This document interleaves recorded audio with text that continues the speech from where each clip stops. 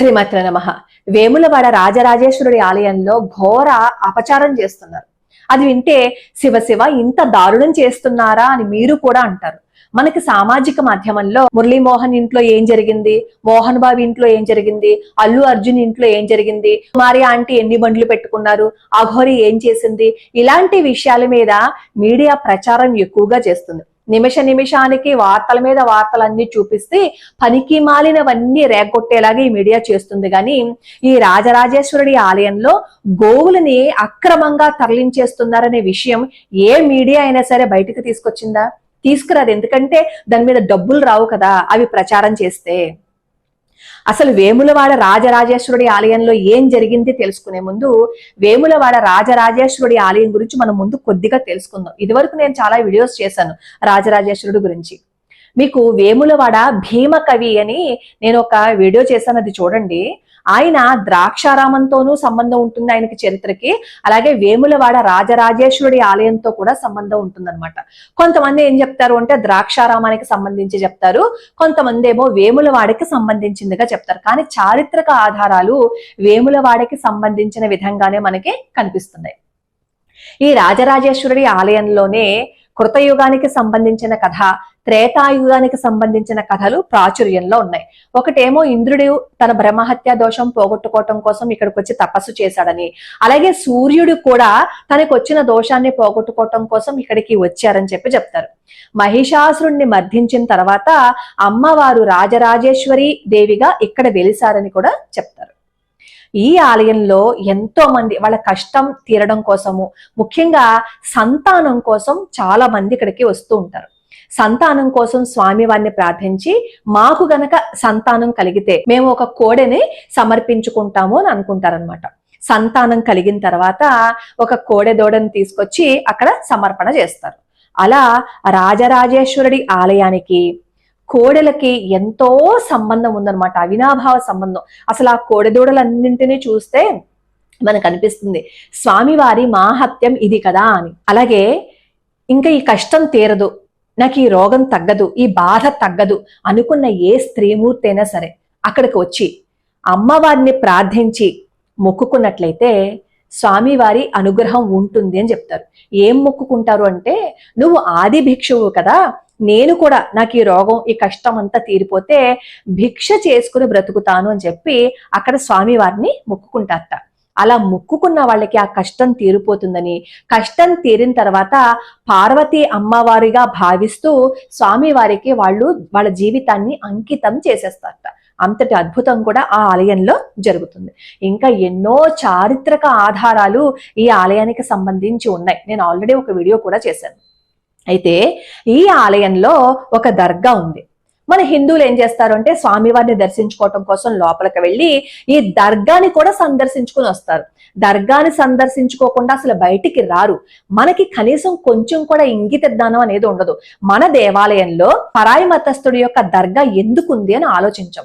ఒకవేళ ఆలోచించినా మన వాళ్ళు ఏం చెప్తారు అంటే ఆ దర్గాకిను మన రాజరాజేశ్వరుడికి లింకు కలిపేస్తారు. ఎలాగా? అతనేమో రాజరాజేశ్వరుడి యొక్క భక్తుడు అని లింకు కలుపుతారు. అసలు జరిగింది ఏంటంటే, మన దేశం మీదకి ఎప్పుడు పడి దోచుకోవడానికే కదా పరాయి మతస్థులందరూ వచ్చారు.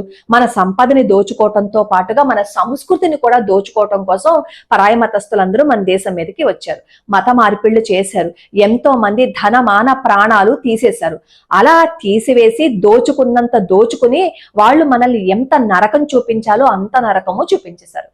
నిజాం నవాబుల కాలంలో హజరత్ ఖాజా అని అతను ఈ వేములవాడ రాజరాజేశ్వరి ఆలయానికి వచ్చేవాడు. ఎందుకు? దండం పెట్టుకోవడానికి కాదు, అక్కడ ఏవైనా అర్చనలు జరుగుతున్నా, అక్కడ హిందువులు ఏమైనా ప్రార్థనలు చేసుకుంటున్నా వాళ్ళని అవమానించడానికి, రాజరాజేశ్వరుడిని అపవిత్రం చేయటానికి వచ్చేవాడు. అలా వచ్చి ఏం చేసేవాడో తెలుసా? మూత్రం పోసేసి వెళ్ళిపోయేవాడు. అలా మూత్రం పోసి వెళ్ళిపోతే మన హిందువులు ఏం చేసేవారంటే మళ్ళీ అక్కడ సంప్రోక్షణలు చేసి మళ్ళీ పూజలు అవి చేసేవారు. ఈ హజరత్ ఖాజాకి ఈ విషయం తెలిసి మళ్ళీ వచ్చేవాడు, మళ్ళీ చేసేవాడు. ఒకసారి మన హిందువులందరూ అక్కడ శివరాత్రికి జాగరణ చేసి స్వామివారికి అభిషేకం చేసుకుంటున్నారు.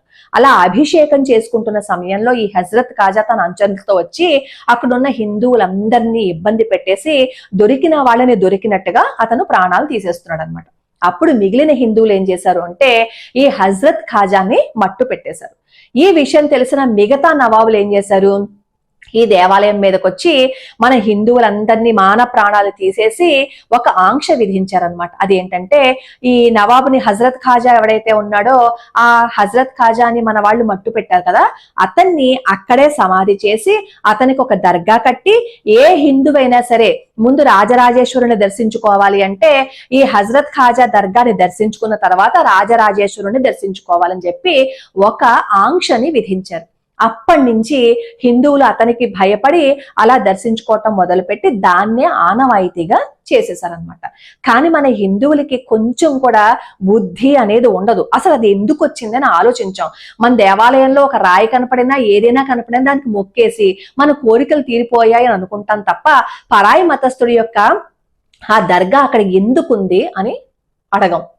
ఇప్పుడు తెలిసింది కదా, ఈ దర్గాలు అవన్నీ ఎందుకు కడతారు అంటే హిందువులని ఎవరైతే ఎక్కువగా హింసిస్తారో, హిందువులని ఎవరైతే ఎక్కువగా బాధ పెడతారో వాళ్ళకి గౌరవ సూచకంగా కట్టేవి దర్గాలు. ఈ దర్గాలకు సంబంధించి నేను ఒక వీడియో చేశాను, నేను పైన లింక్ ఇస్తాను, ఒకసారి చూడండి.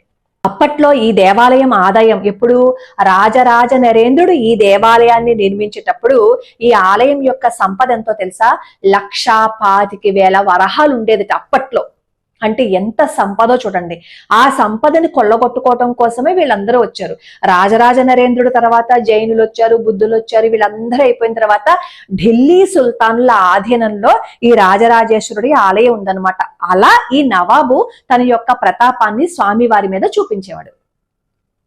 ఇప్పుడు ఈ స్వామివారి గురించి ఎందుకు చెప్తున్నాను అంటే ఈ ఆలయంలో పిల్లలు కలగకపోతే కోడెదూడల్ని సమర్పిస్తూ ఉంటారు కదా స్వామివారికి. ఆ కోడెదూడల్ని అక్రమంగా రవాణా చేసేస్తున్నారు డబ్బుల కోసం. ఒక మంత్రి యొక్క అనుచరులు ఈ కోడెదూడల్ని తీసుకువెళ్లి బయట కబేళాకి తరలించేస్తున్నారు. ఈ రోజు న్యూస్ వచ్చింది. బిఎస్ఆర్ నాయకులట, ఆయన ఎవరో ఏనుగుల రాజేష్ రెడ్డి ఎవరో ఆయన రాశారు ఆ వ్యాసాన్ని మొత్తం. ఇది ఎందుకు ఇలా చేస్తున్నారో అని అక్కడ కలెక్టర్ని అడిగితే అసలు నాకు తెలియదు, ఈ గోవులన్నింటినీ అక్రమంగా రవాణా చేస్తున్నారని చెప్పాడు. ఆ తర్వాత ఏమో కేసు నమోదు చేస్తే అనుచరులని మాత్రమే వీళ్ళు అరెస్ట్ చేశారు, కానీ మంత్రిని మాత్రం అసలు ఏమీ అనలేదు. ఈ విషయాన్ని తెలుసుకున్న మన వాళ్ళందరూ నోరు మూసుకునే కూర్చుంటారు. ఎందుకంటే తరలిస్తున్నవి ఈ ఆవులని కాబట్టే మనకి బాధ అనేవి ఉండవు. మనకు అవసరం లేదు కదా, మనం అక్కడ ఇచ్చేసాం మొక్కుగా, అంతే. వాళ్ళు అక్కడ తరలించేస్తుంది కబేళాకి గోవులని మాత్రమేనా? కాదు, భక్తుల యొక్క నమ్మకాన్ని కబేళాకి తరలించేస్తున్నారు. భక్తుల యొక్క భక్తిని వాళ్ళు వధించేస్తున్నారు. భక్తుల యొక్క మనోభావాలతో వాళ్ళు ఆడుకుంటున్నారు. ఎప్పటికైనా హిందువులారా కళ్ళు తెరవండి, నిద్రపోయినట్టు నటించకండి. కళ్ళు తెరిస్తే మన ఆలయాల్ని మనమే రక్షించుకోవచ్చు, మన సంపదని మనమే సంరక్షించుకోవచ్చు. అలా సంరక్షించుకోవాలి అన్నా, మన ఆలయాల్ని మళ్ళీ పునర్వైభవానికి తీసుకువెళ్ళాలి అన్నా ఆలయాల్లో ఇతర మతస్థుల యొక్క ప్రవేశం ఉండకూడదు, ప్రభుత్వం జోక్యం మన ఆలయాల మీద ఉండకూడదు. అలా ఉండకూడదనే విహెచ్పి వాళ్ళు ఒక కార్యక్రమాన్ని విజయవాడలో ఏర్పాటు చేశారు, హైందవ శంఖారావం. దానికి మద్దతునిచ్చి ఆ సభని కనుక మనం ఎంకరేజ్ చేసి సపోర్ట్ చేశాము అంటే కొంచెమైనా ప్రభుత్వం కదులుతుందేమో. పరాయి మతస్థుల యొక్క ప్రార్థనా స్థలాల మీద ఎవ్వరి జోక్యము ఉండదు. జోక్యం అంతా హిందూ దేవాలయాల మీద మాత్రమే ఉంటుంది. ఈ రోజు కోడెదూడలని వాళ్ళు తరలించేశారు, రేపొద్దున ఇంకేం తరలించేస్తారో ఒక్కసారి ఆలోచించండి. హిందువులారా మేలుకోండి, కళ్ళు మూసుకొని కూర్చోకండి. గో సంపద పెరిగితేనే మన దేశ సంపద పెరుగుతుంది. మన భారతదేశం కళకళ్ళాడిపోతూ ఉండాలి అంటే గోమాత సంపద పెరగాలి. ఎప్పుడైతే గో సంపద వృద్ధి చెందుతుందో అప్పుడు భారతీయుల యొక్క పునర్వైభవం మళ్ళీ వస్తుంది. లోకా సమస్త సుఖినో భవంతు, సర్వే జనా సుఖినో భవంతు.